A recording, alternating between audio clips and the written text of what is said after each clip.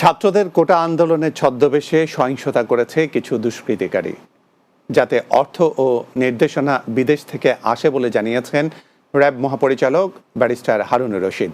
দুপুরে কাউরান বাজারে RAB media সেন্টারে সংবাদ সম্মেলনে তিনি বলেন, সাম্প্রতিক ও ঘৃণ্য সহিংসতায় জড়িতদের বিরুদ্ধে অভিযান অব্যাহত থাকবে।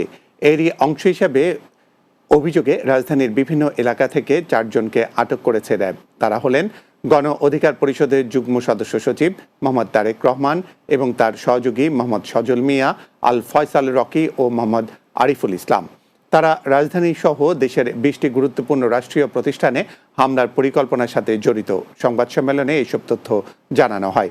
র্যাব মিডিয়া উইনের পরিচালক লেফটেন্যান্ট কর্নেল মুনিম ফেরদৌস জানান, সহিংস এইসব ঘটনায় আহত হয়েছে শতাধিক র্যাব সদস্য, ভাঙচুর ও অগ্নিসংযোগ করা হয়েছে 13টি গাড়ি। হামলাকারী, নাশকতাকারী সবসময় ওরা উৎপেতে থাকে যে কখনো কোনো সুযোগ যদি এটা পায় তাহলে ওখানে ঢুকে তারা এই সমস্ত নৈরাজ্য, এই সমস্ত আপনার নাশকতা, এই সমস্ত ভাঙচুর, ধ্বংসযজ্ঞ এগুলো চালায়। ওরা চায় ওই সুযোগটাকে ক্যাপিটালাইজ করে এই সরকারকে পতন ঘটানো।